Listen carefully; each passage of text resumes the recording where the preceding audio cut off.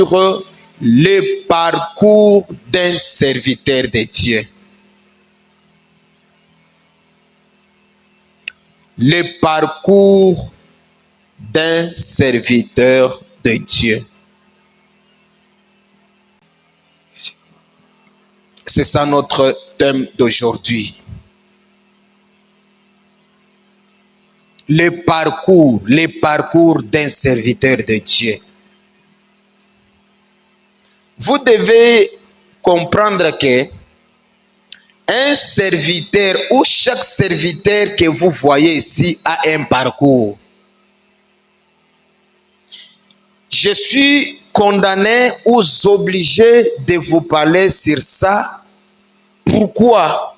Parce que quand vous allez voir certaines difficultés ou avantages dans les ministères, sachez que on nous avait déjà enseigné ça. Chaque serviteur de Dieu a une marche, a un parcours. Quand nous parlons de parcours ou du parcours, il y a 6 étapes, 6 points que nous allons voir avec vous qu'un serviteur de Dieu doit passer. Je me répète,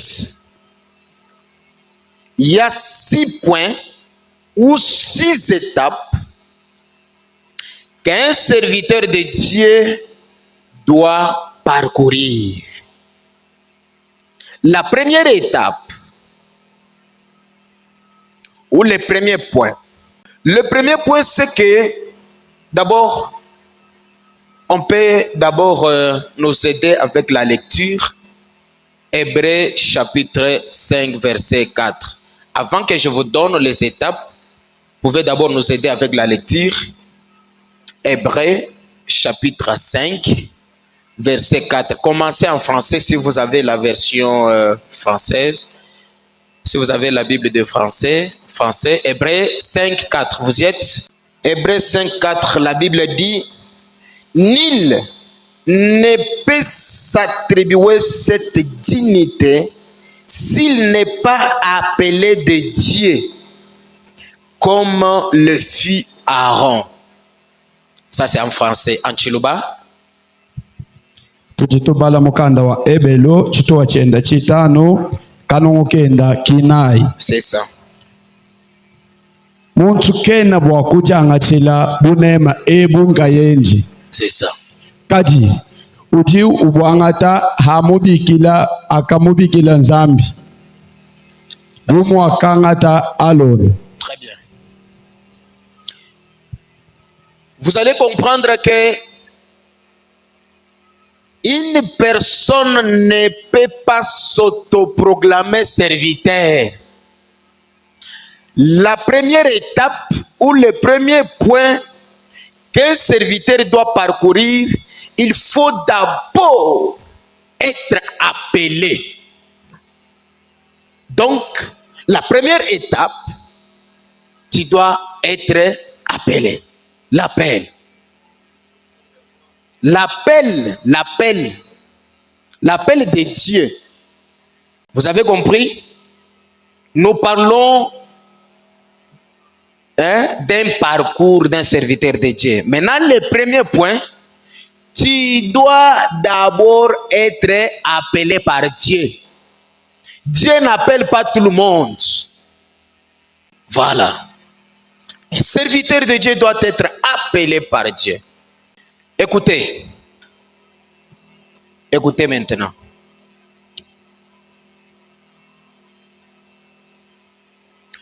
Il y a plusieurs manières que Dieu utilise pour appeler son serviteur. Dieu n'appelle pas les serviteurs d'une même manière, non. Dieu peut appeler son serviteur soit par une parole prêchée, soit par une vision, soit par une circonstance, soit par un événement. Tout ce que je suis en train de citer là, ce sont des façons, des itinéraires que Dieu utilise pour appeler son serviteur. La manière dont on a appelé Moïse est différente de la manière dont on a appelé Pierre. La manière dont on m'a appelé moi, pasteur Marcel, est différente de celle des autres, de papa Emma et papa Eva. Donc, vous allez comprendre que Dieu utilise plusieurs manières quand il veut appeler son serviteur. Je vous donne l'exemple. Je vous ai dit que Dieu peut t'appeler même par un événement. Quand Dieu a appelé Moïse, je suis en Exode chapitre 3. Vous allez voir que Moïse était en train de paître les troupeaux de son bon père Jéthro. En brousse. Il était en train de travailler. Du coup, il voit un buisson en feu. Mais ce buisson-là ne se consumait pas. Moïse s'est étonné. Comment un arbre qui prend le feu, mais ne se consume pas. Il s'est étonné. Maintenant, Moïse s'est donné le luxe de s'approcher. C'est par là qu'il a entendu une voix dans le feu là. Moïse, Moïse, ne t'approche pas d'ici, car le lieu où tu te tiens est une terre sainte. J'ai vu et j'ai entendu les cris de mon peuple. Maintenant, je t'appelle toi Moïse. Tu dois aller en Égypte pour délivrer mon peuple qui est en souffrance. Vous avez compris la manière dont on a appelé Moïse?